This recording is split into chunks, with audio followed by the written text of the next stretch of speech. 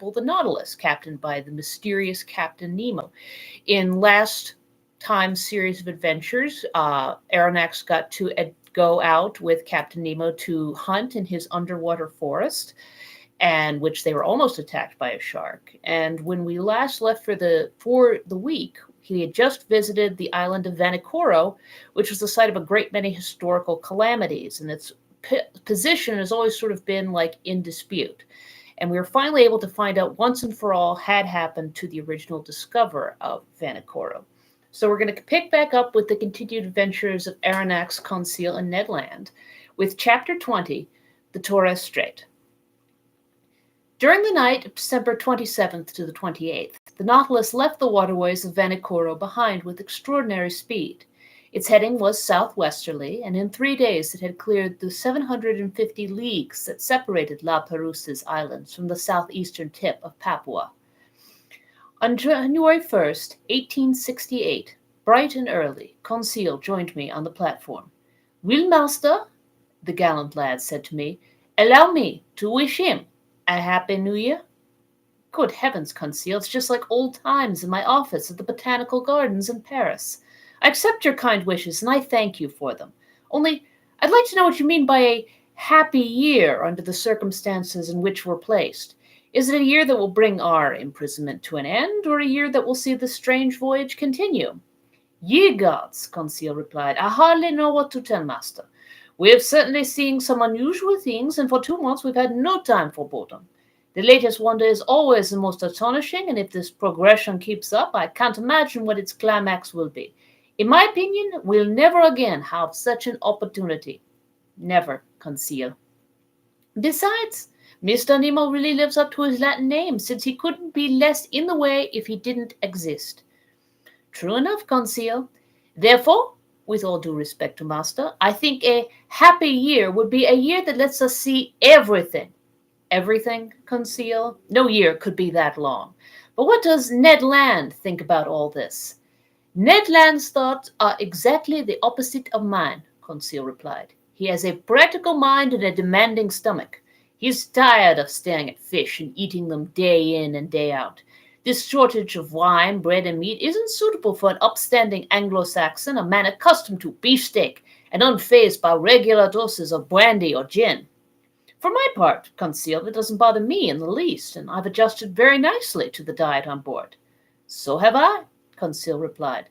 "Accordingly, I think as much about staying as Mr. Land about making his escape. Thus, if this new year isn't a happy one for me, it will be for him, and vice versa.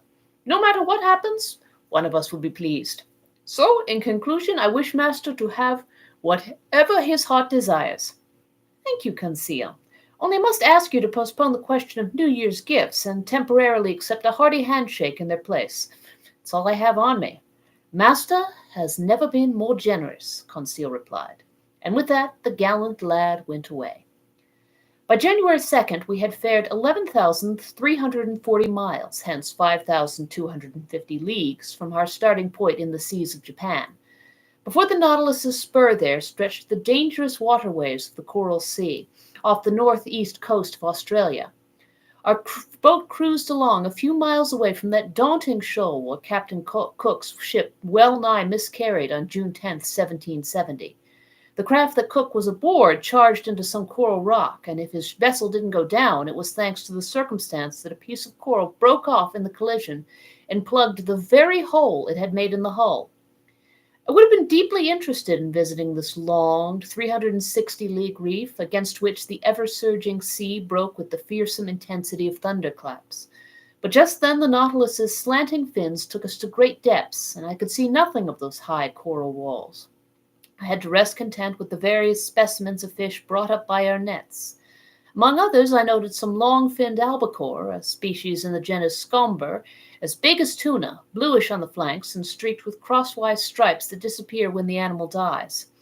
These fish followed us in schools and supplied our table with very dainty flesh. We also caught a large number of yellow-green gilthead, half a decimeter long and tasting like Dorado, plus some flying gurnards, authentic underwater swallows that, on dark nights, alternately streak air and water with their phosphorescent glimmers. Among mollusks and zoophytes, I found in our trawl's message various species of Valsianarian coral, sea urchins, hammer shells, spurred star shells, wenteltrap snails, horn shells, glass snails. The local flora was represented by fine floating algae, sea tangle, and kelp from the genus Macrocystis, saturated with the mucilage their pores perspire, from which I selected a wonderful Nemastoma Gelineorodia, classifying it with the national curiosities of the museum. On January 4th, 2 days after crossing the Coral Sea, we raised the coast of Papua. On this occasion, Captain Nemo told me that he intended to reach the Indian Ocean via the Torres Strait. This was the extent of his remarks. Ned saw with pleasure that this course would bring us once again closer to European seas. The Torres Strait is regarded as no less dangerous for its bristling reefs than for the savage inhabitants of its coasts. It separates Queensland from the huge island of Papua, also called New Guinea. Papua is 400 leagues long by 130 leagues wide, with a surface area of 40,000 geographic leagues. It is located between latitude 0 degrees 19 and 10 degrees 2 south, and between longitude 128 degrees 23 and 146 degrees 15. At noon, while the chief officer was taking the sun's altitude, I spotted the summits of the Arfak Mountains, rising in terraces and ending in sharp peaks. Discovered in 1511 by the Portuguese Francisco Serrano, these shores were successively visited by Juan Jorge de Meneses in 1526, by Juan de Grivalda in 1527, by the Spanish general Alvaro de Saavedra in 1528, by Inigo Ortiz in 1545, by the Dutchman Schouten in 1616, by Nicholas Schruck in 1753, by Tasman, Dampier, Fumel, Carteret, Edwards, Bougainville, Cook, McClure, and Thomas Forrest, by Rear Admiral Lincoln, d'Entrée Casteau in 1792, by Louis Isidore Duperrey in 1823, and by Captain Dumont d'Urville in 1827. It is the heartland of the blacks who occupy all Malaysia, Mr. de Rienzi has said, and I haven't the foggiest inkling that sailor's luck was about to bring me face to face with these daunting Andaman aborigines.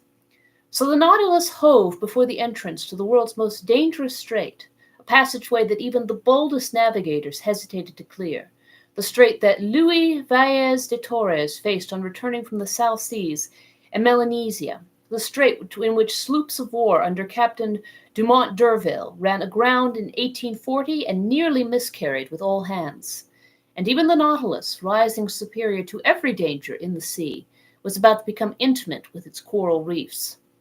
The Torres Strait is about 34 leagues wide, but it's obstructed by an incalculable number of islands, islets, breakers, and rocks that make it nearly impossible to navigate. Consequently, Captain Nemo took every desired precaution in crossing it. Floating flush with the water, the Nautilus moved ahead at a moderate pace. Like a cetacean's tail, its propeller churned the water slowly. Taking advantage of this situation, my two companions and I found seats on the ever-deserted platform. In front of us stood the pilot house, and unless I'm extremely mistaken, Captain Nemo must have been inside, steering his Nautilus himself. Under my eyes I had the excellent charts of the Torres Strait that had been surveyed and drawn up by the hydrographic engineer Vincendon Dumoulin and Sub-Lieutenant, now Admiral, Couvent de Bois, who were part of Dumont d'Urville's general staff during his final voyage to circumnavigate the globe.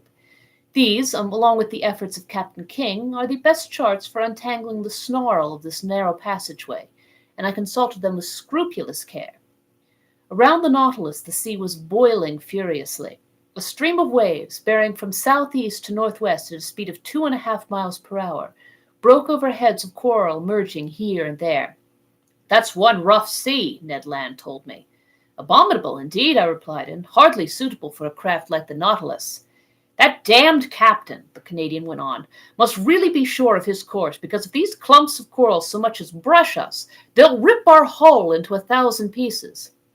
The situation was indeed dangerous, but as if by magic, the Nautilus seemed to glide right down the middle of these rampaging reefs. It didn't follow the exact course of the Zealous and the new astrolabe, which had proved so ill-fated for Captain Dumont d'Urville. It went more to the north, hugged the Murray Islands, and returned to the southwest near Cumberland Passage. I thought it was about to charge wholeheartedly into this opening, but it went up to the northwest, through a large number of little-known islands and islets, and steered toward Tound Island and the Bad Channel. I was already wondering if Captain Nemo, rash to the point of sheer insanity, wanted his ship to tackle the narrows where Dumont d'Urville's 2 sloops of war had gone aground, when he changed direction a second time and cut straight to the west, heading toward Gueboroa Island. By then it was 3 o'clock in the afternoon. The current was slacking off. It was almost full tide. The Nautilus drew near this island, which I can see to this day with its remarkable fringe of screw pines. We hugged it from less than 2 miles out. A sudden jolt threw me down. The Nautilus had just struck a reef, and it remained motionless, listing slightly to port. When I stood up, I saw Captain Nemo and his chief officer on the platform. They were examining the ship's circumstances, exchanging a few words in their incomprehensible dialect. Here is what these circumstances entailed. 2 miles to starboard lay Gueboroa Island, its coastline curving north to west like an immense arm. To the south and east, heads of coral were already on display, left uncovered by the ebbing waters. We had run aground at full tide, and in one of those seas, whose tides are moderate, an inconvenient state of affairs for floating the Nautilus off. However, the ship hadn't suffered in any way, so solidly joined was its hull. But although it could neither sink nor split open, it was in serious danger of being permanently attached to these reefs, and that would have been the finish of Captain Nemo's submersible. I was mulling this over when the captain approached, cool and calm, forever in control of himself, looking neither alarmed nor annoyed. "An accident?" I said to him. "No, an incident," he answered me. "But an incident," I replied, "that may oblige you to become a resident again of those shores you avoid." Captain Nemo gave me an odd look and gestured no, which told me pretty clearly that nothing would ever force him to set foot on a landmass again. Then he said, "No, Professor Aronnax, the Nautilus isn't consigned to perdition. It will still carry you through the midst of the ocean's wonders. Our voyage is just beginning, and I've no desire to deprive myself so soon of the pleasure of your company." "Even so, Captain Nemo," I went on, ignoring his ironic turn of phrase, "the Nautilus has run aground at a moment when the sea is full. Now then, the tides aren't strong in the Pacific, and if you can't unballast the Nautilus, which seems impossible to me, I don't see how it will float off." "You're right, Professor, the Pacific tides aren't strong," Captain Nemo replied. "But in the Torres Strait, one still finds a 1.5 meter difference in level between high and low seas. Today's January 4th, and in 5 days the moon will be full. Now then, I'll be quite astonished if that good-natured satellite doesn't sufficiently raise these masses of water and do me a favor for which I'll be forever grateful." This said, Captain Nemo went below again to the Nautilus's interior, followed by his chief officer. As for our craft, it no longer stirred, staying as motionless as if these coral polyps had already walled it in with their indestructible cement. "Well, sir," Ned Land said to me, coming up after the captain's departure. "Well, Ned, my friend, we'll serenely wait for the tide on the 9th, because it seems the moon will have the good nature to float us away." "As simple as that?" "As simple as that. So our captain isn't going to drop his anchors, put his engines on the chains, and do anything to haul us off?" "Since the tide will be sufficient," Conseil replied simply. The Canadian stared at Conseil, then he shrugged his shoulders. The seaman in him was talking now. "Sir," he answered, "you can trust me when I say this hunk of iron will never navigate again, on the seas or under them. It's only fit to be sold for its weight, so I think it's time we gave Captain Nemo the slip." "Ned, my friend," I replied, "unlike you, I haven't given up on the valiant Nautilus, and in 4 days we'll know where we stand on these Pacific tides. Besides, an escape attempt might be timely if we were in sight of the coasts of England or Provence, but in the waterways of Papua, it's another story. We'll always have that as a last resort if the Nautilus doesn't right itself, which I'd regard as a real calamity." "But couldn't we at least get the lay of the land?" Ned went on. "Here's an island. On this island there are trees. Under those trees, land animals loaded with cutlets and roast beef, which I'd be happy to sink my teeth into." In this instance, our friend Ned is right, Conseil said, and I side with his views. Couldn't Master persuade his friend Captain Nemo to send the three of us ashore, if only so our feet don't lose the knack of treading on the solid parts of our planet? I can ask him, I replied, but he'll refuse. Let Mascot take the risk, Conseil said, and we'll know where we stand on the captain's affability. Much to my surprise, Captain Nemo gave me the permission I asked for, and he did so with grace and alacrity, not even exacting my promise to return on board. But fleeing across the New Guinea territories would be extremely dangerous, and I wouldn't have advised Ned Land to try it. Better be prisoners aboard the Nautilus than to fall into the hands of Papuan natives. The skiff was put at our disposal for the next morning. I hardly needed to ask whether Captain Nemo would be coming along. I likewise assumed that no crewman would be assigned to us, that Ned Land would be in sole charge of piloting the longboat. Besides, the shore lay no more than 2 miles off, and it would be child's play for the Canadian to guide that nimble skiff through those rows of reefs so ill-fated for big ships. The next day, January 5th, after its deck paneling was opened, the skiff was wrenched from its socket and launched to sea from the top of the platform. 2 men were sufficient for this operation. The oars were inside the longboat, and we had only to take our seats.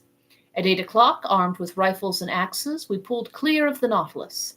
The sea was fairly calm. A mild breeze blew from shore.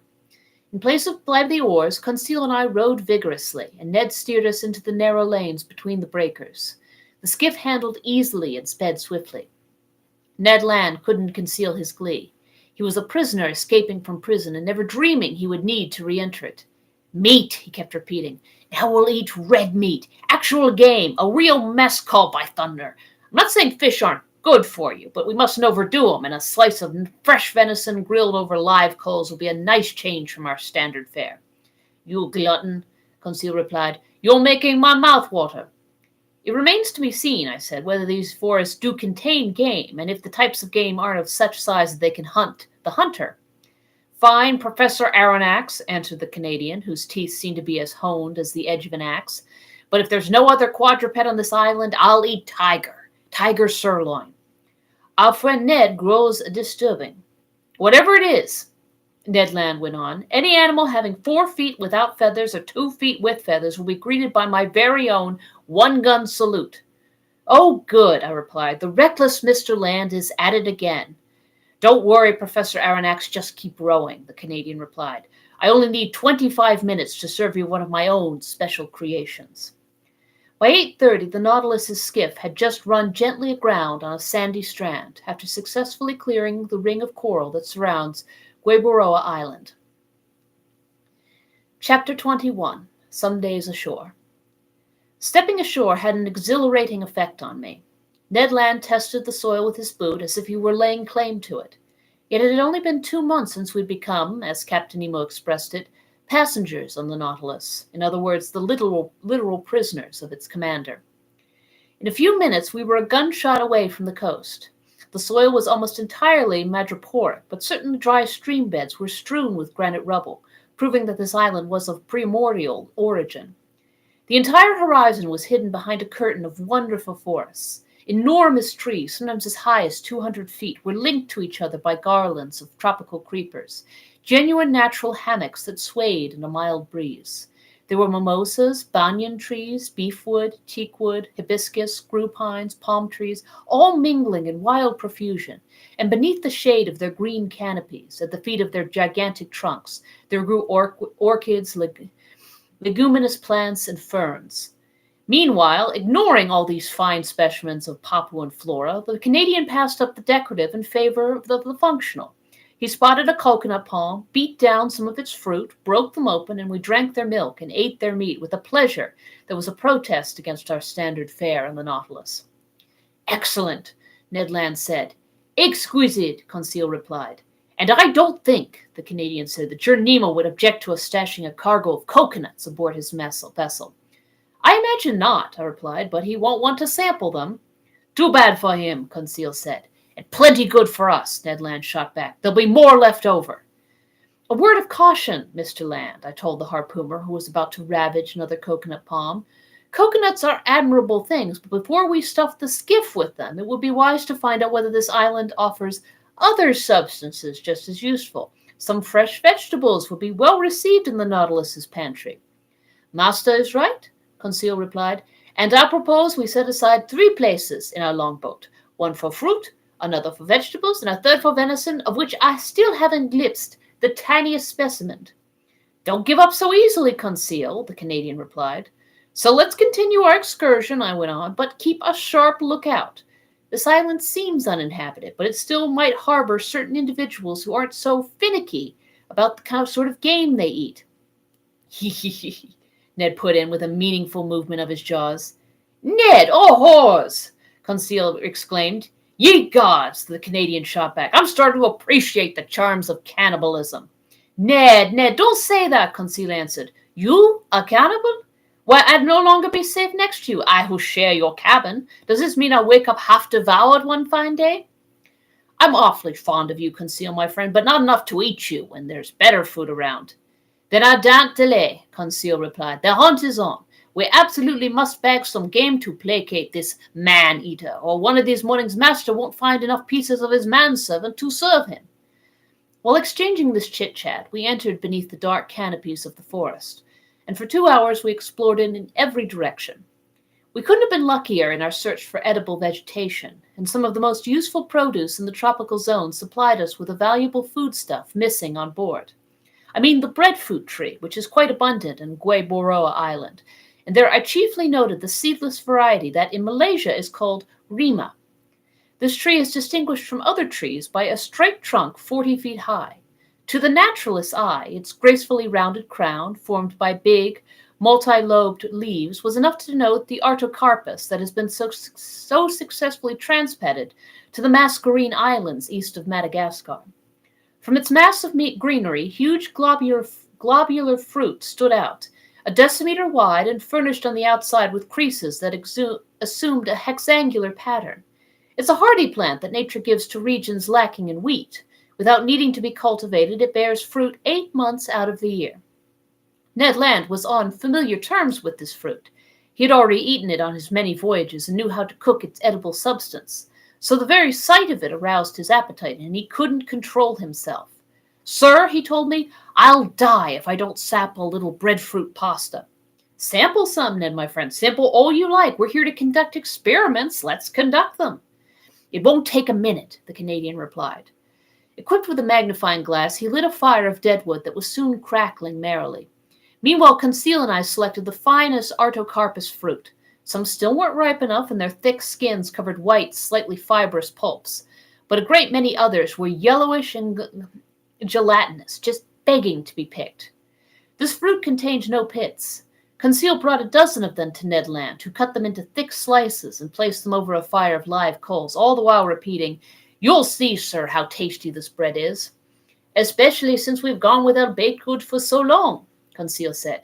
It's more than just bread, the Canadian added. It's a dainty pastry. You've never eaten any, sir. No, Ned.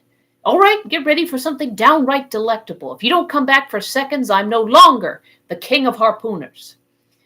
After a few minutes, the parts of the fruit exposed to the fire were completely toasted.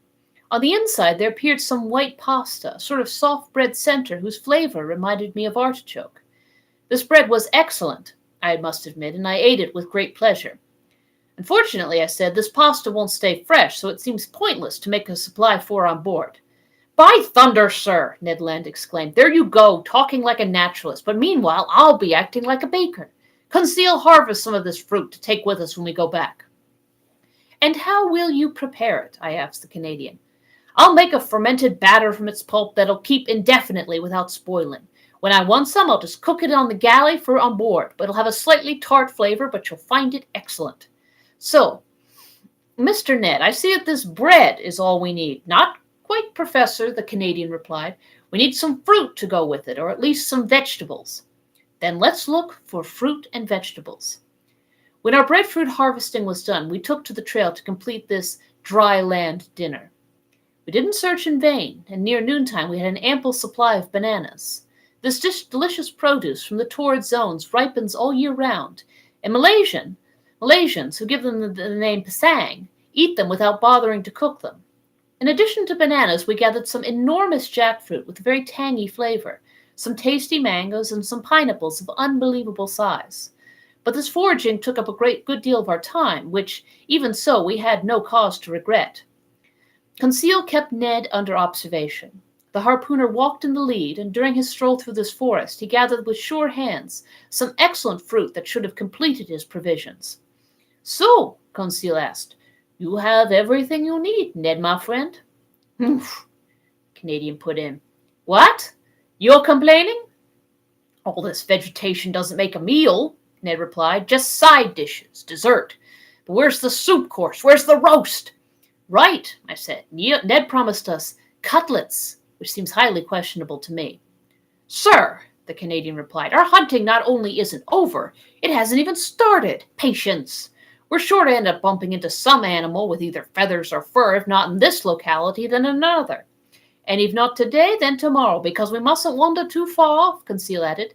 "That's why I propose that we return to the skiff." "What? Already?" Ned exclaimed. "We ought to be back before nightfall," I said. "But what hour is it then?" the Canadian asked. 2 o'clock at least," Conseil replied. "How time flies on solid ground," exclaimed Mr. Ned Land with a sigh of regret. "Off we go," Conseil replied. So we returned through the forest, and we completed our harvest by making a clean sweep of some palm cabbages that had to be picked from the crowns of their trees, some small beans that I recognized as the abro of the Malaysians, and some high-quality yams. We were overloaded when we arrived at the skiff. However, Ned Land still found these provisions inadequate. But fortune smiled on him. Just as we were boarding, he spotted several trees 25 to 30 feet high, belonging to the palm species. As valuable as the artocarpus, these trees are justly ranked among the most useful produce in Malaysia. They were sago palms, vegetation that grows without being cultivated. Like mulberry trees, they reproduce by means of shoots and seeds. Ned Land knew how to handle these trees. Taking his axe and wielding it with great vigor, he soon stretched out on the ground 2 or 3 sago palms, whose maturity was revealed by the white dust sprinkled over their palm fronds. I watched him more as a naturalist than as a man in hunger. He began by removing from each trunk an inch-thick strip of bark that covered a network of long, hopelessly tangled fibers that were puttied with a sort of gummy flour. This flour was the starch-like sago, an edible substance chiefly consumed by the Melanesian peoples. For the time being, Ned Land was content to chop these trunks into pieces, as if he were making firewood. Later, he would extract the flour by sifting it through cloth to separate it from its fibrous ligaments, let it dry out in the sun, and leave it to harden inside molds. Finally, at 5 o'clock in the afternoon, laden with all our treasures, we left the island beach and half an hour later pulled alongside the Nautilus. Nobody appeared on our arrival. The enormous sheet iron cylinder seemed deserted. Our provisions loaded on board, I went below to my stateroom. There I found my supper ready. I ate and then fell asleep. The next day, January 6th, nothing new on board, not a sound inside, not a sign of life. The skiff stayed alongside in the same place we had left it. We decided to return to Gueboroa Island. Ned Land hoped for better luck in his hunting than on the day before, and he wanted to visit a different part of the forest. By sunrise, we were off. Carried by an inbound current, the longboat reached the island in a matter of moments. We disembarked, and thinking it best to abide by the Canadian's instincts, we followed Ned Land, whose long legs threatened to outpace us. Ned Land went westward up the coast. Then, fording some stream beds, he reached open plains that were bordered by wonderful forests. Some kingfishers lurked along the watercourses, but they didn't let us approach. Their cautious behavior proved to me that these winged creatures knew where they stood on bipeds of our species, and I concluded that if this island wasn't inhabited, at least human beings paid it frequent visits.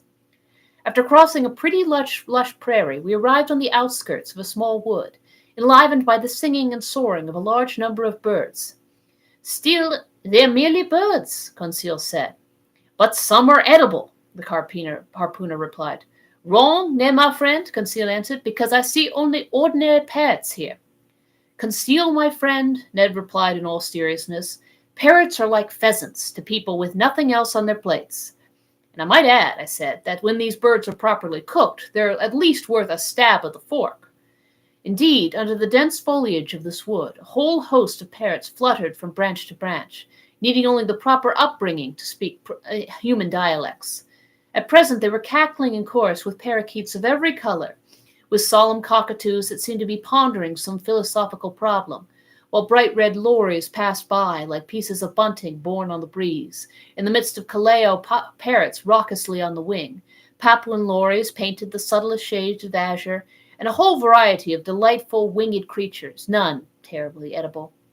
However, one bird, unique to these shores, which never passes beyond the boundaries of the Aru and Papuan Islands, was missing from this collection, but I was given a chance to marvel at it soon enough.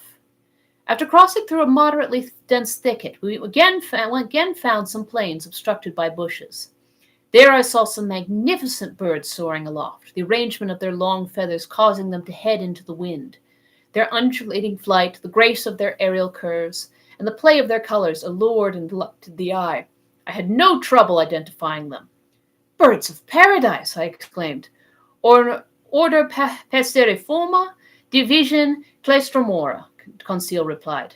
"Partridge family?" Ned Land asked. "I doubt it, Mr. Land. Nevertheless, I'm counting on your dexterity to catch me one of those delightful representatives of tropical nature." "I'll give it a try, Professor, although I'm handier with a harpoon than a rifle." Malaysians, who do a booming business in these birds with the Chinese, have various methods for catching them that we couldn't use. Sometimes they set snares on the tops of the tall trees that the bird of paradise prefers to inhabit. At other times they capture it with a tenacious glue that paralyzes its movements. They will even go so far as to poison the springs where these fowl habitually drink. But in our case, all we could do was fire at them on the wing, which left us little chance of getting one. And in truth, we used up a good part of our ammunition in vain. Near 11 o'clock in the morning, we cleared the lower slopes of the mountains that form the island's center, and we still hadn't bagged a thing. Hunger spurred us on. The counters had counted on consuming the proceeds of their hunting, and they had miscalculated. Luckily, and much to his surprise, Conseil pulled off a right and left shot and ensured our breakfast. He brought down a white pigeon and a ringdove, which were briskly plucked, hung from a spit, and roasted over a blazing fire of deadwood. While these fascinating animals were cooking, Ned prepared some bread from the artocarpus. Then the pigeon and ringdove were devoured to the bones and declared excellent. Nutmeg, on which these birds habitually gorge themselves, sweetens their flesh and makes it delicious eating. "They taste like chicken stuffed with truffles," Conseil said. "All right, Ned," I asked the Canadian. "Now what do you need?" "Game with 4 paws, Professor Aronnax," Ned Land replied. "All these pigeons are only appetizers, snacks. So till I've bagged an animal with cutlets, I won't be happy." "Nor I, Ned, till I've caught a bird of paradise." "So let's keep hunting," Conseil replied. "But while heading back to the sea, we've arrived at the foothills of these mountains, and I think we'll do better if we return to the forest regions." It was good advice, and we took it. After an hour's walk, we reached a genuine sago palm forest. A few harmless snakes fled underfoot. Birds of paradise stole off at our approach, and I was in real despair of catching one when Conseil, walking in the lead, stooped suddenly, gave a triumphant shout, and came back to me, carrying a magnificent bird of paradise. "Oh, bravo, Conseil!" I exclaimed. "Master is too kind," Conseil replied. "Not at all, my boy. That was a stroke of genius, catching one of these live birds with your bare hands. If master will examine it closely, he'll see that I deserved no great praise." "And why not, Conseil?" "Because this bird is as drunk as a lord." "Drunk?" "Yes, master, drunk from the nutmegs it was devouring under that nutmeg tree where I caught it. See, then, my friend, see the monstrous results of intemperance." "Damnation!" the Canadian shot back. "Considering the amount of gin I've had these past 2 months, you've got nothing to complain about." Meanwhile, I was examining this unusual bird. Conseil was not mistaken. Tipsy from that potent juice, our bird of paradise had been reduced to helplessness. It was unable to fly. It was barely able to walk. But this didn't alarm me, and I just let it sleep off its nutmeg. This bird belonged to the finest of the 8 species credited to Papua and its neighboring islands. It was a great emerald, one of the rarest birds of paradise. It measured 3 decimeters long. Its head was comparatively small, and its eyes, placed near the opening of its beak, were also small. But it offered a wonderful mixture of hues: a yellow beak, brown feet and claws, hazel wings with purple tips, pale yellow head and scruff of the neck, emerald throat, the belly and chest maroon to brown. 2 strands made of a horn substance covered with down rose over its tail, which was lengthened by long, very light feathers of wonderful fineness, and they completed the costume of this marvelous bird that the islanders have poetically named the Sunbird. How I wished I could take this superb bird of paradise back to Paris to make a gift of it to the zoo at the Botanical Gardens, which doesn't own a single live specimen. So it must be a rarity or something? The Canadian asked in the tone of a hunter who, from the viewpoint of his art, gives the game a pretty low rating. A great rarity, my gallant comrade, and above all, very hard to capture alive. And even after they're dead, there's still a major market for these birds. So the natives have figured out how to create fake ones, like people create fake pearls or diamonds. What? Conseil exclaimed. They make counterfeit birds of paradise? Yes, Conseil. And is master familiar with how the islanders go about it? Perfectly familiar. During the easterly monsoon season, birds of paradise lose the magnificent feathers around their tails that naturalists call below-the-wing feathers. These feathers are gathered by the fowl foragers and skillfully fitted over some poor, previously mutilated parakeet. Then they paint over the suture, varnish the bird, and ship the fruits of their unique labors to museums and collectors in Europe. Good enough, Ned Land put in. If it isn't the right bird, it's still the right feathers, and as long as the merchandise isn't meant to be eaten, I see no great harm.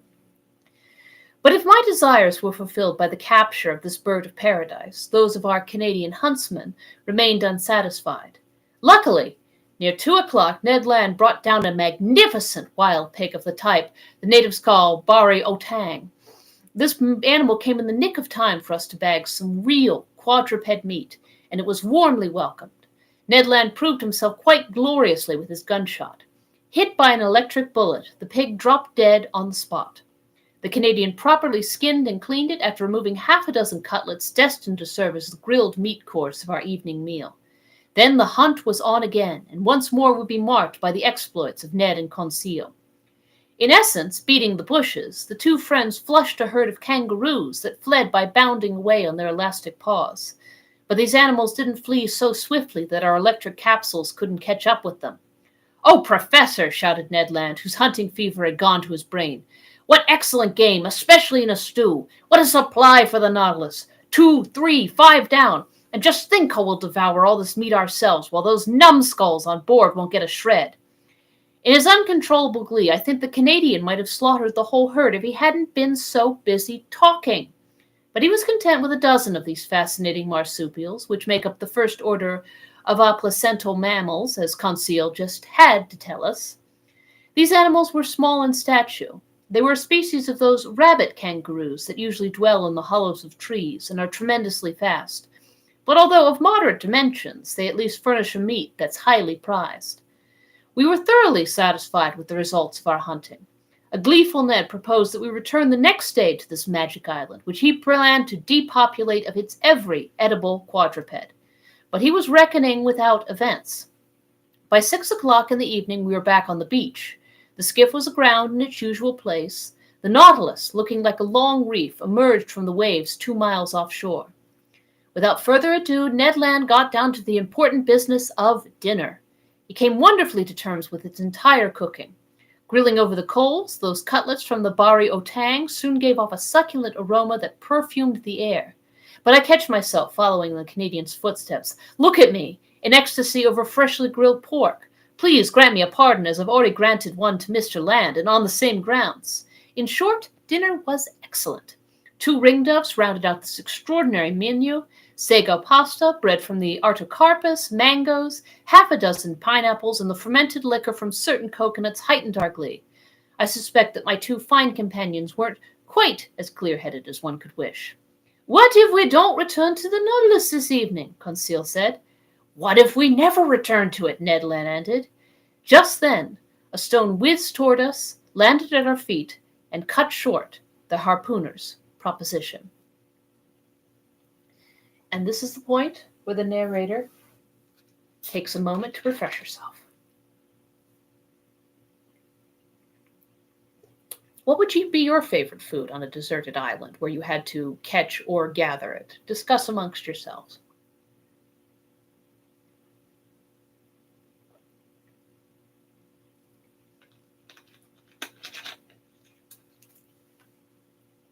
All right. Thus refreshed, we move on to Chapter 22, The Lightning Bolts of Captain Nemo. Without standing up, we stared in the direction of the forest, my hand stopping halfway to my mouth.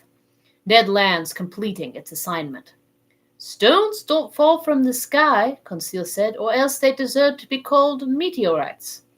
A second, well-polished stone removed a tasty ringdove leg from Conseil's hand, giving still greater relevance to his observation. We all three stood up, rifles to our shoulders, ready to answer any attack. "Apes, maybe?" Ned Land exclaimed. "Nearly," Conseil replied. "Savages." "Head for the skiff," I said, moving toward the sea. Indeed, it was essential to beat a retreat because some 20 natives, armed with bows and slings, appeared barely 100 paces off, on the outskirts of a thicket that masked the horizon to our right. The skiff was aground 10 fathoms away from us. The savages approached without running, but they favored us with a show of the greatest hostility. It was raining stones and arrows.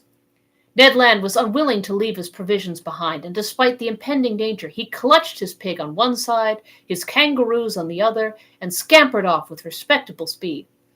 In 2 minutes we were on the strand. Loading provisions and weapons into the skiff, pushing it to sea, and positioning its 2 oars were the work of an instant. We hadn't gone 2 cable lengths when 100 savages, howling and gesticulating, entered the water up to their waists. I looked to see if their appearance might draw some of the Nautilus's men onto the platform. But no, lying well out, that enormous machine still seemed completely deserted. 20 minutes later, we boarded ship. The hatches were open. After mooring the skiff, we re-entered the Nautilus's interior. I went below to the lounge from which some chords were wafting. Captain Nemo was there, leaning over the organ, deep in a musical trance. "Captain," I said to him. He didn't hear me. "Captain," I went on, touching him with my hand. He trembled, and turning around, "Ah, it's you, Professor," he said to me. "Well, did you have a happy hunt? Was your herb gathering a success?" "Yes, Captain," I replied, "but unfortunately we've brought back a horde of bipeds whose proximity worries me." "What sort of bipeds?" "Savages." "Savages?" Captain Nemo replied in an ironic tone. "You set foot on one of the shores of this globe, Professor, and you're surprised to find savages there? Where aren't there savages? Besides, are they any worse than men elsewhere, these people you call savages?" "But, Captain, speaking for myself, sir, I've encountered them everywhere." "Well then," I replied, "if you don't want to welcome them aboard the Nautilus, you'd better take some precautions." "Easy, Professor, no cause for alarm." "But there are a large number of these natives." "What's your count?" "At least 100. "Professor Aronnax," answered Captain Nemo, whose fingers took their places again on the organ keys, "if every islander in Papua were to gather on that beach, the Nautilus would still have nothing to fear from their attacks." The captain's fingers then ran over the instrument's keyboard, and I noticed that he touched only its black keys, which gave his melodies a basically Scottish color. Soon he had forgotten my presence and was lost in a reverie that I no longer tried to dispel. I climbed onto the platform. Night had already fallen, because in this low latitude the sun sets quickly, without any twilight. I could see Gueboroa Island only dimly, but numerous fires had been kindled on the beach, attesting that the natives had no thought of leaving it. For several hours I was left to myself, sometimes musing on the islanders, but no longer fearing them because the captain's unflappable confidence had won me over, and sometimes forgetting them to marvel at the splendors of this tropical night. My memories took wing toward France in the wake of those zodiacal stars, due to twinkle over it in a few hours. The moon shone in the midst of the constellations at their zenith. I then remembered that this loyal, good-natured satellite would return to this same place the day after tomorrow, to raise the tide and tear the Nautilus from its coral bed. Near midnight, seeing that all was quiet over the darkened waves as well as under the waterside trees, I repaired to my cabin and fell into a peaceful sleep. The night passed without mishap. No doubt the Papuans had been frightened off by the mere sight of this monster aground in the bay, because our hatches stayed open, offering easy access to the Nautilus's interior. At 6 o'clock in the morning, January 8th, I climbed onto the platform. The morning shadows were lifting. The island was soon on view through the dissolving mists, first its beaches, then its summits. The islanders were still there, in greater numbers than on the day before, perhaps 500 or 600 of them. Taking advantage of the low tide, some of them had moved forward over the heads of coral to within 2 cable lengths of the Nautilus. I could easily distinguish them. They were true Papuans, men of fine stock, athletic in build, forehead high and broad, nose large but not flat, teeth white. Their woolly, red-tinted hair was in sharp contrast to their bodies, which were black and glistening like those of Nubians. Beneath their pierced, distended earlobes there dangled strings of beads made from bone.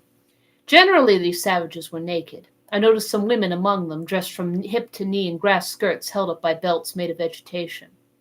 Some of the chieftains adorned their necks with crescents, and with necklaces made from beads of red and white glass.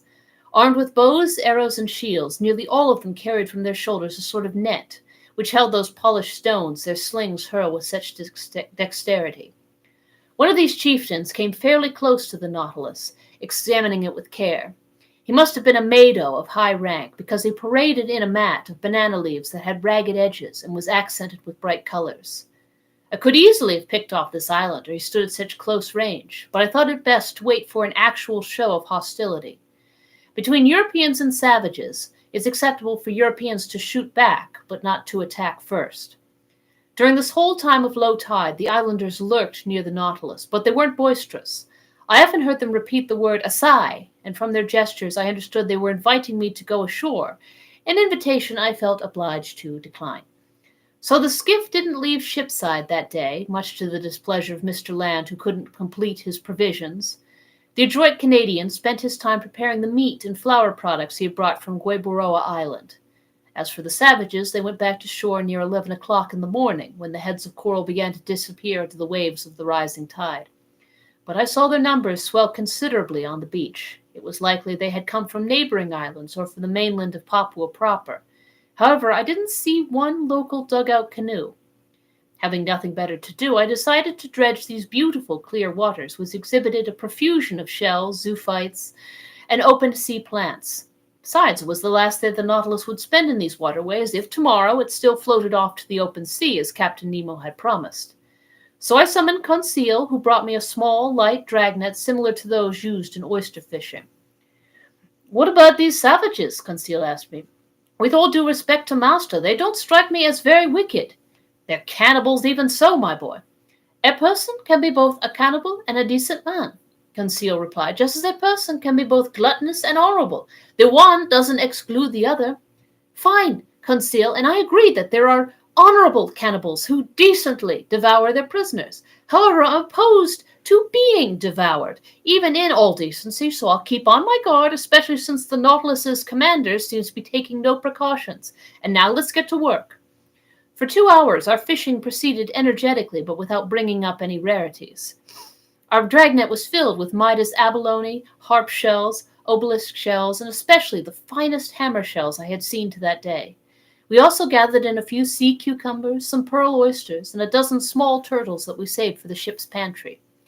But just when I least expected it, I laid my hands on a wonder, a natural deformity I'd have to call it, something very seldom encountered. Conseil had just made a cast of the dragnet, and his gear had come back loaded with a variety of fairly ordinary seashells, when suddenly he saw me plunge my arm swiftly into the net, pull out a shelled animal, and gave me a conchological yell, in other words, the most piercing yell a human throat can produce. "Eh? What happened to master?" Conseil asked, very startled. "Did master get bitten?" "No, my boy, but I'd gladly have sacrificed a finger for such a find." "What find?" "This shell," I said, displaying the object of my triumph. "But that's simply an olive shell of the 10th olive species, genus Oliva, order Pectinibranchia, class Gastropoda, branch Mollusca." Yes, Conseil, but instead of coiling from right to left, this olive coils from left to right." "It can't be," Conseil exclaimed. "Yes, my boy, it's a left-handed shell." "A left-handed shell," Conseil repeated, his heart pounding. "Look at its spiral." "Oh, master can trust me on this," Conseil said, taking the valuable shell in trembling hands. "But never have I felt such excitement." And there was good reason to be excited. In fact, as naturalists have ventured to observe, dextrality is a well-known law of nature. In their rotational and orbital movements, stars and their satellites go from right to left. Man uses his right hand more often than his left, and consequently his various instruments and equipment, staircases, locks, watch springs, etc., are designed to be used in a right-to-left manner. Now then, nature has generally obeyed this law in coiling her shells. They're right-handed with only rare exceptions, and when by chance a shell spiral is left-handed, collectors will pay its weight in gold for it. So Conseil and I were deep in the contemplation of our treasure, and I was solemnly promising myself to enrich the Paris Museum with it, when an ill-timed stone, hurled by one of the islanders, whizzed over and shattered the valuable object in Conseil's hands. I gave a yell of despair. Conseil pounced on his rifle and aimed at a savage swinging a sling just 10 meters away from him. I tried to stop him, but his shot went off and shattered a bracelet of amulets dangling from the islander's arm. "Conseil!" I shouted. "Conseil!" "Eh? What?" "Didn't Master see this man-eater initiated the attack?" "My shell isn't worth a human life," I told him. "Oh, the rascal!" Conseil exclaimed. "I'd rather he cracked my shoulder." Conseil was in dead earnest, but I didn't subscribe to his views. However, the situation had changed in only a short time, and we hadn't noticed. Now some 20 dugout canoes were surrounding the Nautilus. Hollowed from tree trunks, these dugouts were long, narrow, and well designed for speed, keeping their balance by means of 2 bamboo poles that floated on the surface of the water. They were maneuvered by skillful, half-naked paddlers, and I viewed their advance with definite alarm. It was obvious these Papuans had already entered into relations with Europeans and knew their ships. But this long, iron cylinder lying in the bay with no masts or funnels, what were they to make of it? Nothing good, because at first they kept it at a respectful distance. However, seeing that it remained motionless, they regained confidence little by little and tried to become more familiar with it. Now then, it was precisely this familiarity that we needed to prevent. Since our weapons made no sound when they went off, they would have only a moderate effect on these islanders, who reputedly respect nothing but noisy mechanisms. Without thunderclaps, lightning bolts would be much less frightening, although the danger lies in the flash, not the noise. Just then the dugout canoes drew nearer to the Nautilus, and a cloud of arrows burst over us. "Fire and brimstone, it's hailing," Conseil said, "and poisoned hail, perhaps." "We've got to alert Captain Nemo," I said, re-entering the hatch. I went below to the lounge. I found no one there. I ventured to knock at the door, entering into the captain's stateroom. The word "enter" answered me. I did so and found Captain Nemo busy with calculations in which there was no shortage of X and other algebraic signs. "Am I disturbing you?" I said out of politeness. "Correct, Professor Aronnax," the captain answered me, "but I imagine you have pressing reasons for looking me up?" "Very pressing. Native dugout canoes are surrounding us, and in a few moments we're sure to be assaulted by several hundred savages." "Ah," Captain Nemo put in serenely, "they've come in their dugouts." "Yes, sir." "Well, sir, closing the hatches should do the trick." "Precisely, and that's what I came to tell you." "Nothing easier," Captain Nemo said, and he pressed an electric button, transmitting an order to the crew's quarters. "There, sir, all under control," he told me after a few moments. "The skiff is in place and the hatches are closed. I don't imagine you're worried that these gentlemen will stave in walls that shells from your frigate couldn't breach." "No, Captain, but one danger still remains." "What's that, sir?" "Tomorrow at about this time we'll need to reopen the hatches to renew the Nautilus's air." "No argument, sir, since our craft breathes in the manner favored by cetaceans." "But these Papuans are occupying the platform at that moment. I don't see how you can prevent them from entering." "Then, sir, you assume they'll board the ship." "I'm certain of it." "Well, sir, let them come aboard. I see no reason to prevent them. Deep down they're just poor devils, these Papuans, and I don't want my visit to Gueboroa Island to cost the life of a single one of these unfortunate people." On this note, I was about to withdraw, but Captain Nemo detained me and invited me to take a seat next to him. He questioned me with interest on our excursions ashore and on our hunting, but seemed not to understand the Canadian's passionate craving for red meat. Then our conversation skimmed various subjects, and without being more forthcoming, Captain Nemo proved more affable. Among other things, we came to talk of the Nautilus's circumstances, aground in the same strait where Captain Dumont d'Urville had nearly miscarried. Then, pertinent to this, "He was one of your great seamen," the captain told me, "one of your shrewdest navigators, that d'Urville. He was the Frenchman's Captain Cook, a man wise but unlucky, braving the ice banks of the South Pole, the coral of Oceania, the cannibals of the Pacific, only to perish wretchedly in a train wreck. If that energetic man was able to think about his life in its last seconds, imagine what his final thoughts must have been." As he spoke, Captain Nemo seemed deeply moved. An emotion I felt was to his credit. Then, chart in hand, we returned to the deeds of the French navigator, his voyages to circumnavigate the globe, his double attempt at the South Pole, which led to his discovery of the Adelie coast and the Louis Philippe Peninsula, finally his hydrographic surveys of the chief islands in Oceania. What your D'Urville did on the surface of the sea, Captain Nemo told me, I've done in the ocean's interior, but more easily, more completely than he. Constantly tossed about by hurricanes, the Zealous and the new Astrolabe couldn't compete with the Nautilus, a quiet workroom truly at rest in the midst of the waters. Even so, Captain, I said, there is one major similarity between Dumont d'Urville's sloops of war and the Nautilus. What's that, sir? Like them, the Nautilus has run aground. The Nautilus is not aground, sir, Captain Nemo replied icily. The Nautilus was built to rest on the ocean floor, and I don't need to undertake the arduous labors, the maneuvers D'Urville had to attempt in order to float off his sloops of war. The Zealous and the new Astrolabe well nigh perished, but my Nautilus is in no danger. Tomorrow, on the day stated and at the hour stated, the tide will peacefully lift it off, and it will resume its navigating through the seas. Captain, I said, I don't doubt. Tomorrow, Captain Nemo added, standing up, tomorrow at 2:40 in the afternoon, the Nautilus will float off and exit the Torres Strait undamaged.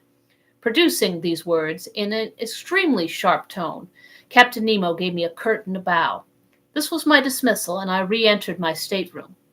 There I found Conseil, who wanted to know the upshot of my interview with the captain. My boy, I replied, when I expressed the belief that these Papuan natives were a threat to his Nautilus, the captain answered me with great irony. So I've just one thing to say to you. Have faith in him and sleep in peace. Master has no need for my services?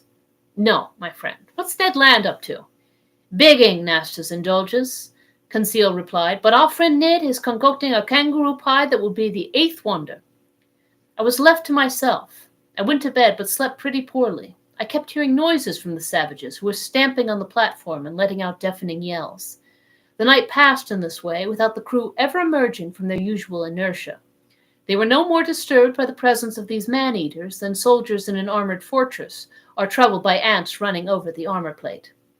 I got up at 6 o'clock in the morning. The hatches weren't open. So the air inside hadn't been renewed, but the air tanks were kept full for any eventuality, and would function appropriately to shoot a few cubic meters of oxygen into the Nautilus's thin atmosphere. I worked in my stateroom until noon without seeing Captain Nemo even for an instant. Nobody on board seemed to be making any preparations for departure. I still waited for a while, then I made my way to the main lounge. Its timepiece marked 2:30. In 10 minutes, the tide would reach its maximum elevation, and if Captain Nemo hadn't made a rash promise, the Nautilus would immediately break free. If not, many months might pass before it could leave its coral bed. But some preliminary vibrations could soon be felt over the boat's hull. I heard its plating grind against the rhinestone roughness of that coral base. At 2:35, Captain Nemo appeared in the lounge. "We're to depart," he said. "Ah!" I put in. "I've given orders to open the hatches." "What about the Papuans?" "What about them?" Captain Nemo replied with a light shrug of his shoulders. "Won't they come inside the Nautilus?" "How will they manage that?" "By jumping down the hatches you're about to open?" "Professor Aronnax," Captain Nemo replied serenely, "the Nautilus's hatches aren't to be entered in that fashion even when they're open." I gaped at the captain. "You don't understand," he said to me. "Not in the least." "Well, come along and you'll see." I headed to the central companionway. There, very puzzled, Ned Land and Conseil watched the crewmen opening the hatches, while a frightful clamor and furious shouts resounded outside. The hatch lids fell back onto the outer plating. 20 horrible faces appeared. But when the first islander laid hands on the companionway railing, he was flung backward by some invisible power, Lord knows what. He ran off, howling in terror and wildly prancing around. 10 of his companions followed him. All 10 met the same fate. Conseil was in ecstasy. Carried away by his violent instincts, Ned Land leaped up the companionway. But as soon as his hand seized the railing, he was thrown backward in his turn. "Damnation!" he exclaimed. "I've been struck by a lightning bolt." These words explained everything to me. It wasn't just a railing that led to the platform. It was a metal cable fully charged with the ship's electricity. Anyone who touched it got a fearsome shock, and such a shock would have been fatal if Captain Nemo had thrown the full current from his equipment into this conducting cable. It could honestly be said that he had stretched between himself and his assailants a network of electricity no one could clear with impunity. Meanwhile, crazed with terror, the unhinged Papuans beat a retreat. As for us, half laughing, we massaged and comforted poor Ned Land, who was swearing like one possessed. But just then, lifted off by the tide's final undulations, the Nautilus left its coral bed at exactly that 40th minute pinpointed by the captain. Its propeller churned the waves with lazy majesty. Gathering speed little by little, the ship navigated on the surface of the ocean, and safe and sound it left behind the dangerous narrows of the Torres Strait. Chapter 23. Agri-Somnia. The following day, January 10th, the Nautilus resumed its travels in mid-water, but at a remarkable speed that I estimated to be at least 35 miles per hour. The propeller was going so fast I could neither follow nor count its revolutions. I thought about how this marvelous electric force not only gave motion, heat, and light to the Nautilus, but even protected it against outside attack, transforming it into a sacred ark no profane hand could touch without being blasted. My wonderment was boundless, and it went from the submersible itself to the engineer who had created it. We were traveling due west, and on January 11th we doubled Cape Wessel, located in longitude 135 degrees and latitude 101 and latitude 10 north, the western tip of the Gulf of Carpentaria. Reefs were still numerous, but more widely scattered, and were fixed on the chart with the greatest accuracy. The Nautilus easily avoided the money breakers to port and the Victoria Reefs to starboard, positions at longitude 130 degrees on the 10th parallel, which we went along rigorously. On January 13th, arriving in the Timor Sea, Captain Nemo raised the island of that name at longitude 120 degrees. This island, whose surface area measures 1,625 square leagues, is governed by Rajas. These aristocrats deem themselves the sons of crocodiles, in other words, descendants with the most exalted origins to which a human being can lay claim. Accordingly, their scaly ancestors infest the island's rivers and are the subjects of special veneration. They are sheltered, nurtured, flattered, pampered, and offered a ritual diet of nubile maidens, and woe to the foreigner who lifts a finger against these sacred saurians. But the Nautilus wanted nothing to do with these nasty animals. Timor Island was visible for only an instant at noon while the chief officer determined his position.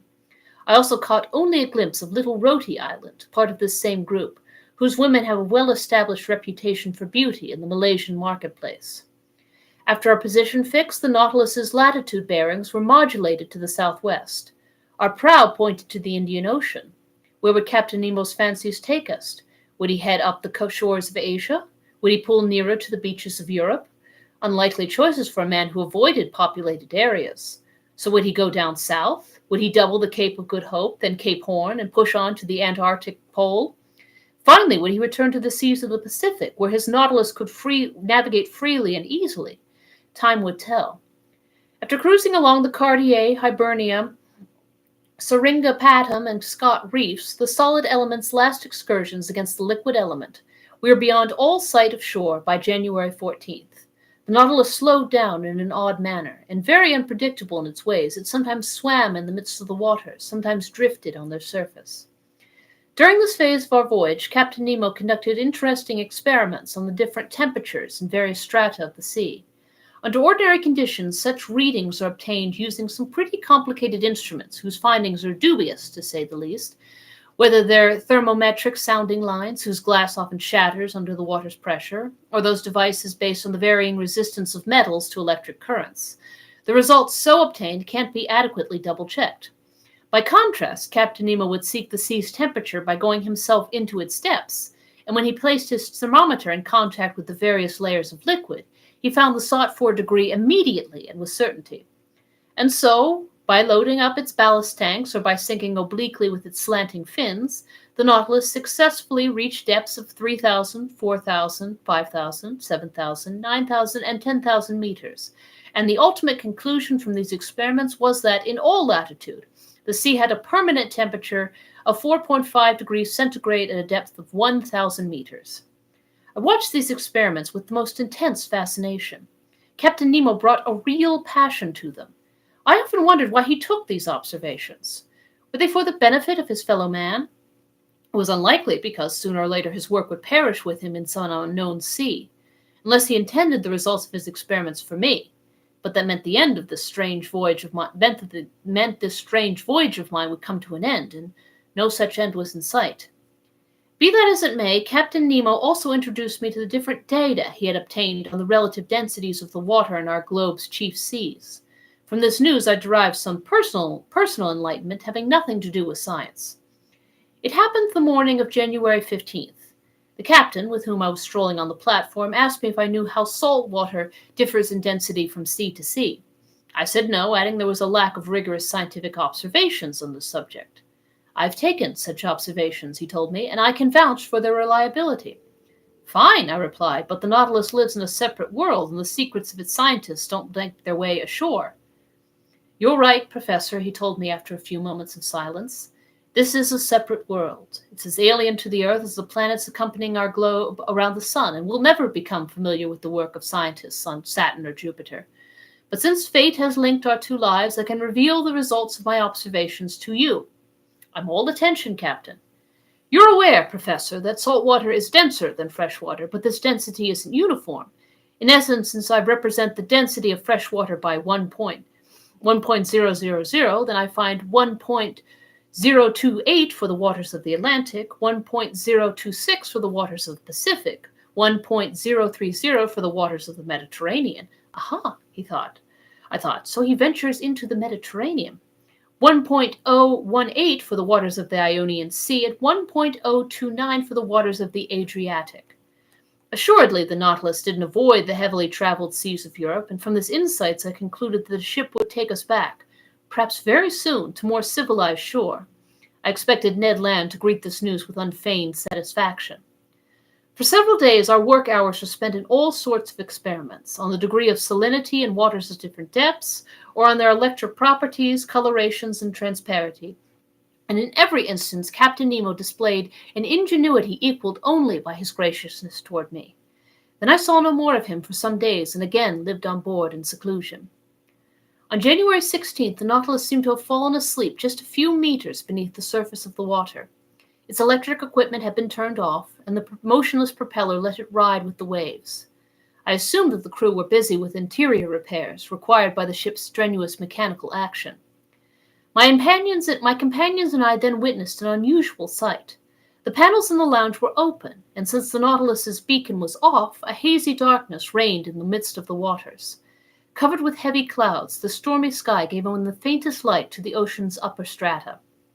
I was observing the state of the sea under these conditions, and even the largest fish were nothing more than ill-defined shadows, when the Nautilus was suddenly transferred into broad daylight.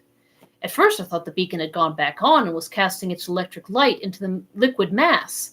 I was mistaken, and after a hasty examination I discovered my error. The Nautilus had drifted into the midst of some phosphorescent strata which, in this darkness, came off as positively dazzling. This effect was caused by myriads of tiny, luminous animals whose brightness increased when they glided over the metal hull of our submersible. In the midst of these luminous sheets of water, I then glimpsed flashes of light, like those seen inside a blazing furnace from streams of molten lead or from masses of metal brought to a white heat, flashes so intense that certain areas of the light become shadows by comparison, in a fiery setting from which every shadow should seemingly have been banished.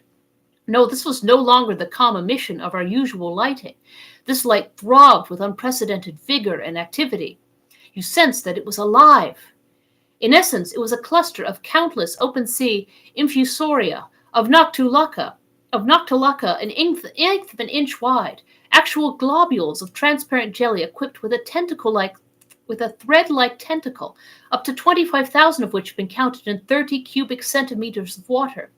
And the power of their light was increased by those glimmers unique to medusas, starfish, common jellyfish, angel-wing clams, and other phosphorescent zoophytes, which were saturated with grease from organic matter decomposed by the sea, and perhaps with mucus secreted by fish.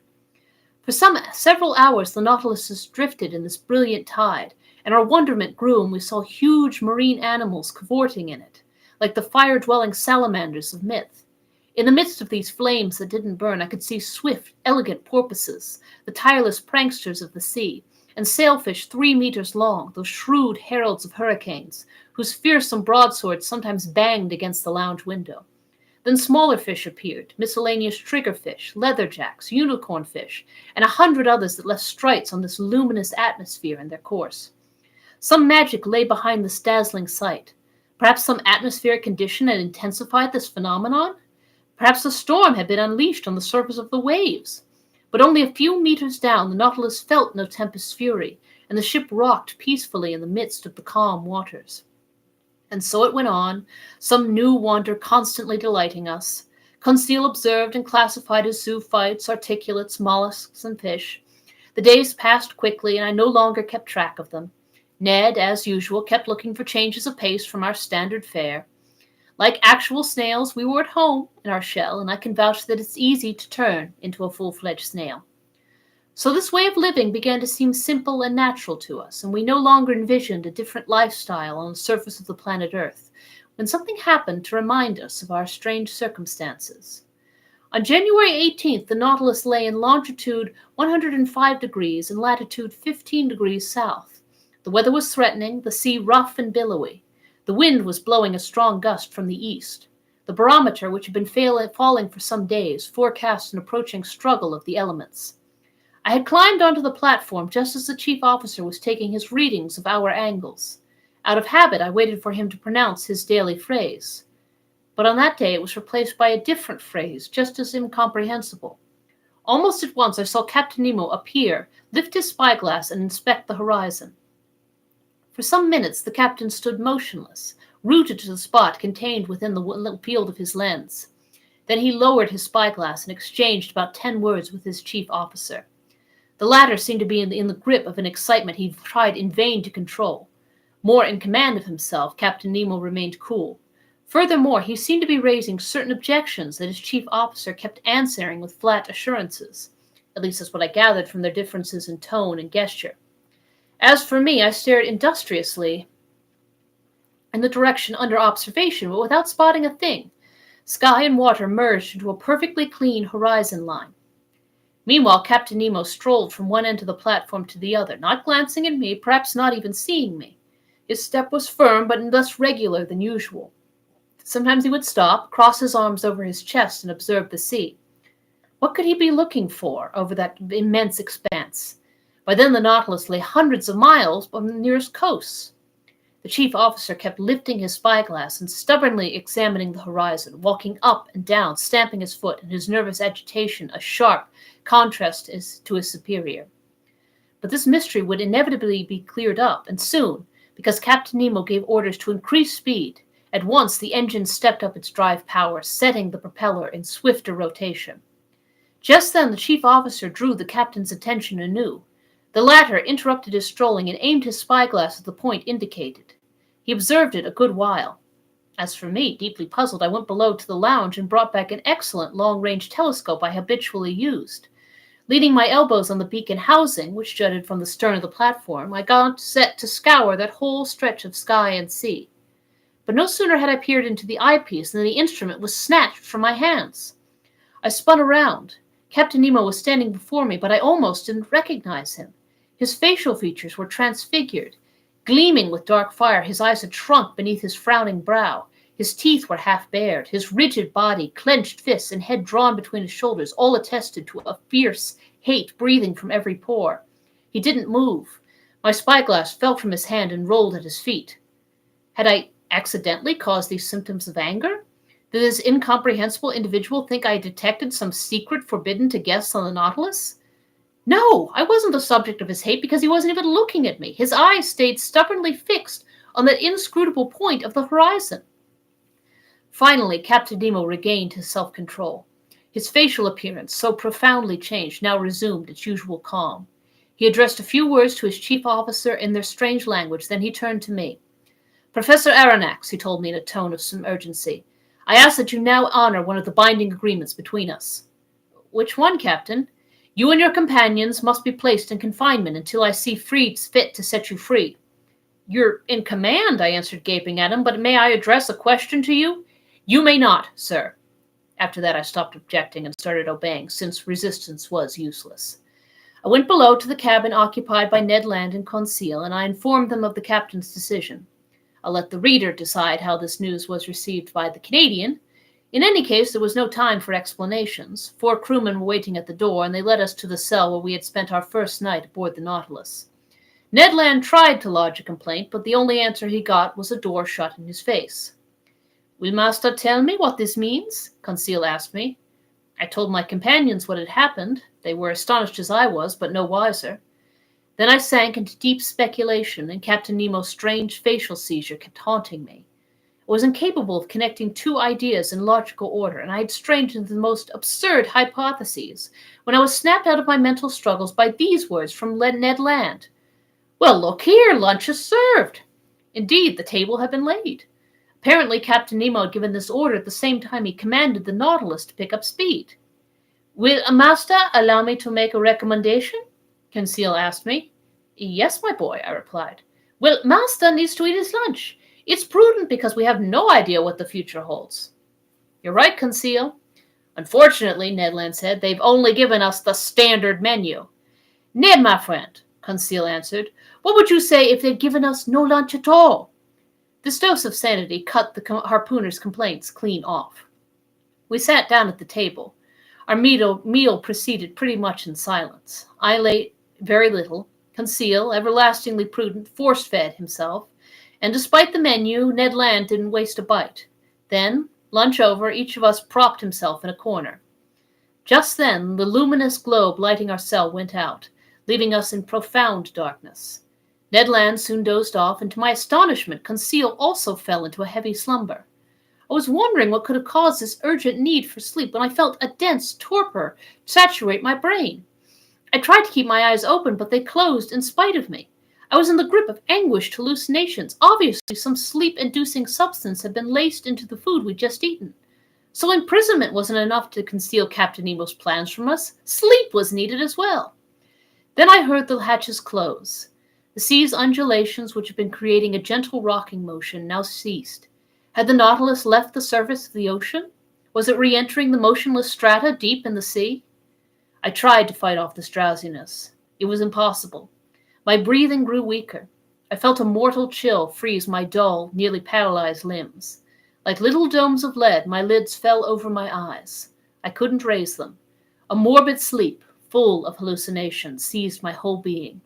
Then the visions disappeared and left me in utter oblivion. Chapter 24. The Coral Realm. The next day I woke up with my head unusually clear. Much to my surprise, I was in my stateroom. No doubt my companions had been put back in their cabin without noticing it any more than I had. Like me, they would have no idea what took place during the night, and to unravel this mystery I could count only on some future happenstance. I then considered leaving my stateroom. Was I free or still a prisoner? Perfectly free. I opened my door, headed down the gangways, and climbed the central companionway. Hatches that had been closed the day before were now open. I arrived on the platform. Ned Land and Conseil were there waiting for me. I questioned them. They knew nothing. Lost in a heavy sleep of which they had no memory, they were quite startled to be back in their cabin. As for the Nautilus, it seemed as tranquil and mysterious as ever. It was cruising on the surface of the waves at a moderate speed. Nothing seems to have changed on board. Ned Land observed the sea with his penetrating eyes. It was deserted. The Canadian sighted nothing new on the horizon, neither sail nor shore. A breeze was blowing noisily from the west, and disheveled by the wind, long billows made the submersible roll very noticeably. After renewing its air, the Nautilus stayed at an average depth of 15 meters, enabling it to return quickly to the surface of the waves. And in contrary to custom, it executed such a maneuver several times during that day of January 19th. The chief officer would then climb onto the platform, and his usual phrase would ring through the ship's interior. As for Captain Nemo, he didn't appear. Of the other men on board, I saw only my emotionless steward, who served me with his usual mute efficiency. Near 2 o'clock, I was busy organizing my notes in the lounge when the captain opened the door and appeared. I bowed to him. He gave me an almost imperceptible bow in return without saying a word to me. I resumed my work, hoping he might give me some explanation of the previous afternoon's events. He did nothing of the sort. I stared at him. His face looked exhausted. His reddened eyes hadn't been refreshed by sleep. His facial features expressed profound sadness, real chagrin. He walked up and down, sat and stood, picked up a book at random, discarded it immediately, consulted his instruments without taking his customary notes, and seemed unable to rest easy for an instant. Finally, he came over to me and said, "Are you a physician, Professor Aronnax?" This inquiry was so unexpected that I stared at him a good while without replying. "Are you a physician?" he repeated. "Several of your scientific colleagues took their degrees in medicine, such as Gratiolet, Moquintandon, and others." "That's right," I said. I am a doctor. I used to be on call at the hospitals. I was in practice for several years before joining the museum." "Excellent, sir." My reply obviously pleased Captain Nemo, but not knowing what he was driving at, I waited for further questions, ready to reply as circumstances dictated. "Professor Aronnax," the captain said to me, "would you consent to give your medical attentions to one of my men?" "Someone is sick?" "Yes." "I'm ready to go with you." "Come." I admit that my heart was pounding. Lord knows why, but I saw a definite connection between the sick crewman and yesterday's happenings, and the mystery of those events concerned me at least as much as the man's sickness. Captain Nemo led me to the Nautilus's stern and invited me into a cabin located next to the sailors' quarters. On a bed there lay a man some 40 years old, with strongly molded features, the very image of an Anglo-Saxon. I bent over him. Not only was he sick, he was wounded. Swathed in blood-soaked linen, his head was resting on a folded pillow. I undid the linen bandages while the wounded man gazed with great staring eyes and let me proceed without making a single complaint. It was a horrible wound. The cranium had been smashed open by some blunt instrument, leaving the naked brains exposed, and the cerebral matter had suffered deep abrasions. Blood clots had formed in its dissolving mass, taking on the color of wine dregs. Both contusion and concussion of the brain had occurred. The sick man's breathing was labored, and muscle spasms quivered in his face. Cerebral inflammation was complete, and had brought on a paralysis of movement and sensation. I took the wounded man's pulse. It was intermittent. The body's extremities were already growing cold, and I saw that death was approaching without any possibility of my holding it in check. After dressing with the poor man's wound, I redid the linen bandages around his head and turned to Captain Nemo. "How did he get his wound?" I asked him. "That's not important," the captain replied evasively. "The Nautilus suffered a collision that cracked one of the engine levers, and it struck this man. My chief officer was standing beside him. This man leaped forward to intercept the blow. A brother lays down his life for his brother, a friend for his friend. What could be simpler? That's the law for everyone on board the Nautilus. But what's your diagnosis of his condition?" I hesitated to speak my mind. "You may speak freely," the captain told me. "This man doesn't understand French." I took a last look at the wounded man, then I replied, "This man will be dead in 2 hours." "Nothing can save him?" "Nothing." Captain Nemo clenched his fists, and tears slid from his eyes, which I had thought incapable of weeping. For a few moments more I observed the dying man, whose life was ebbing little by little. He grew still more pale under the electric light that bathed his deathbed. I looked at his intelligent head, furrowed with premature wrinkles that misfortune, perhaps misery, had etched long before. I was hoping to detect the secret of his life in the last words that might escape from his lips. "You may go, Professor Aronnax," Captain Nemo told me. I left the captain in the dying man's cabin, and I repaired to my stateroom, very moved by the scene. All day long I was aquiver with gruesome forebodings. That night I slept poorly, and between my fitful dreams I thought I heard a distant moaning, like a funeral dirge. Was it a prayer for the dead, murmured in that language I couldn't understand? The next morning I climbed on deck. Captain Nemo was already there. As soon as he saw me, he came over.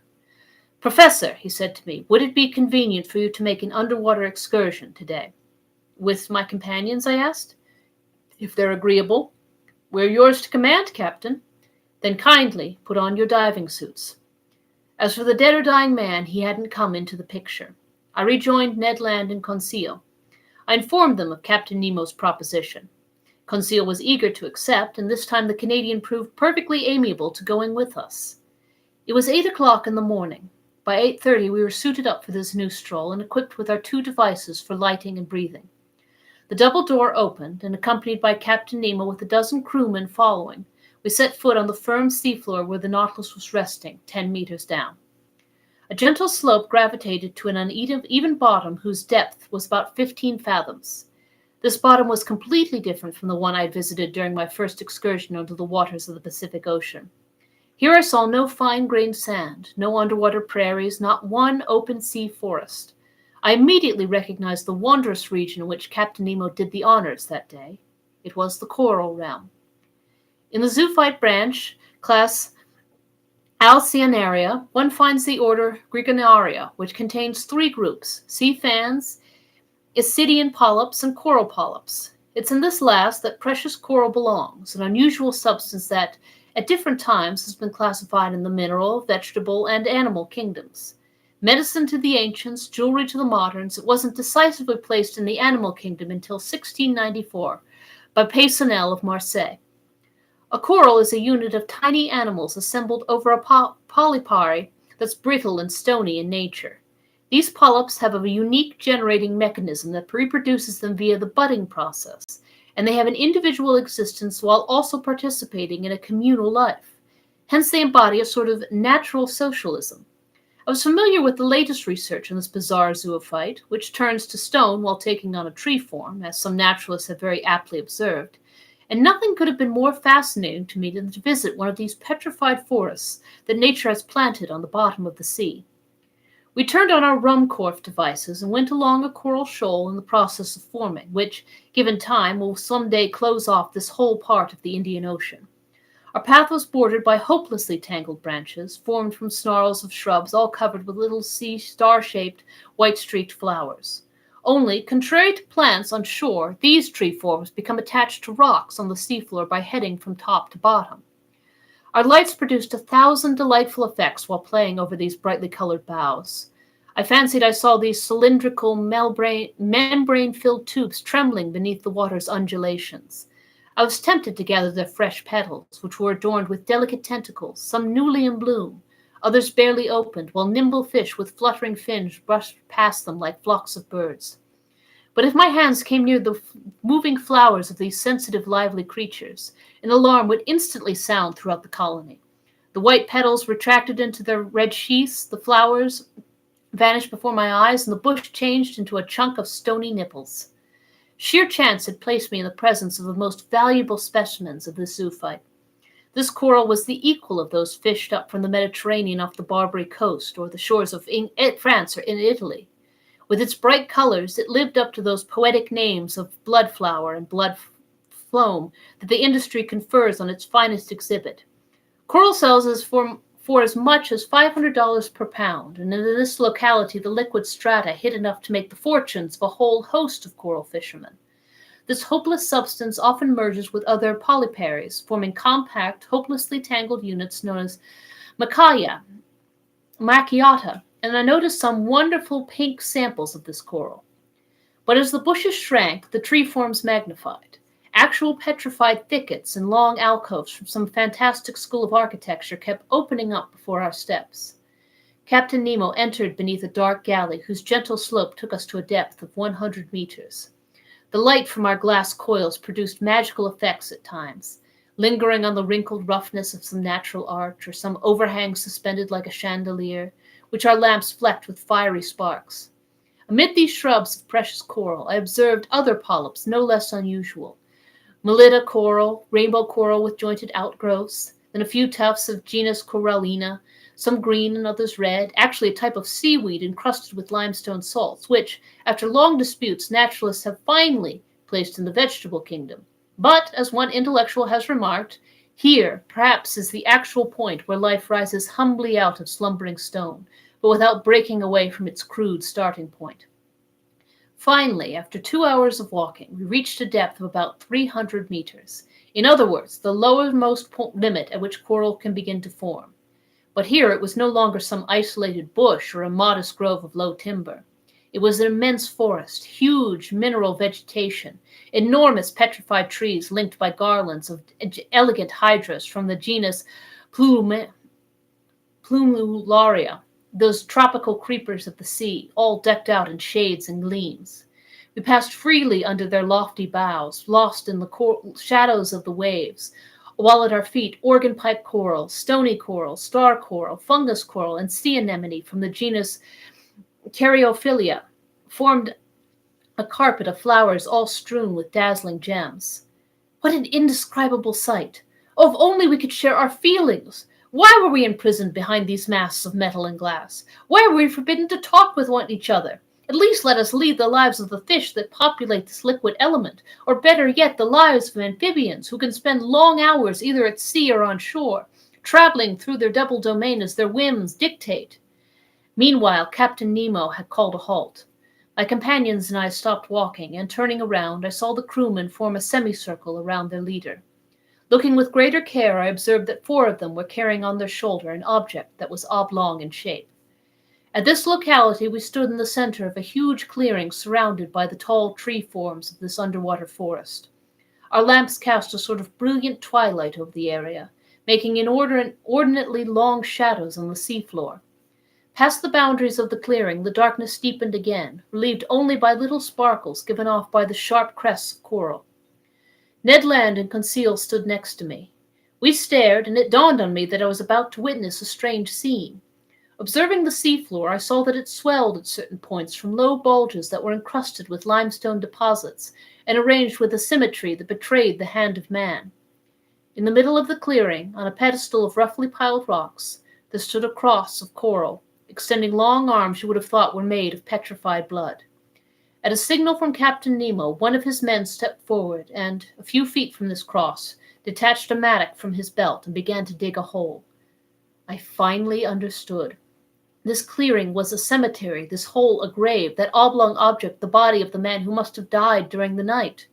Captain Nemo and his men had come to bury their companion in this communal resting place on the inaccessible ocean floor. No! My mind was reeling as never before. Never had ideas of such impact raced through my brain. I didn't want to see what my eyes saw. Meanwhile, the grave digging went slowly. Fish fled here and there as their retreat was disturbed. I heard the pick ringing on the limestone soil, its iron tip sometimes giving off sparks when it hit a stray piece of flint on the sea bottom. The hole grew longer, wider, and soon was deep enough to receive the body. Then the pallbearers approached. Wrapped in white fabric made from filaments of the fan mussel, the body was lowered into its watery grave. Captain Nemo, arms crossed over his chest, knelt in a posture of prayer, as did all the friends of him that had loved them. My 2 companions and I bowed reverently. The grave was then covered over with the rubble dug from the seafloor and formed a low mound. When this was done, Captain Nemo and his men stood up. Then they all approached the grave, sank again on bended knee, and extended their hands in a sign of final farewell. Then the funeral party went back up the path to the Nautilus, returning beneath the arches of the forest, through the thickets, along the coral bushes, going steadily higher. Finally, the ship's rays appeared. Their luminous trail guided us to the Nautilus. By 1 o'clock we had returned. After changing clothes, I climbed onto the platform, and in the grip of dreadfully obsessive thoughts, I sat next to the beacon. Captain Nemo rejoined me. I stood up and said to him, "So, as I predicted, that man died during the night." "Yes, Professor Aronnax," Captain Nemo replied. "And now he rests beside his companions in that coral cemetery?" "Yes, forgotten by the world, but not by us. We dig the graves and entrust the polyps with sealing away our dead for eternity." And with a sudden gesture, the captain hid his face in his clenched fist, vainly trying to hold back a sob. Then he added, "There lies our peaceful cemetery, hundreds of feet beneath the surface of the waves. At least, Captain, your dead can sleep serenely there, out of the reach of sharks." "Yes, sir," Captain Nemo replied solemnly, "of sharks and men." And that ends not only part 1 of 20,000 Leagues Under the Sea, but tonight's reading. So I thank you for joining me.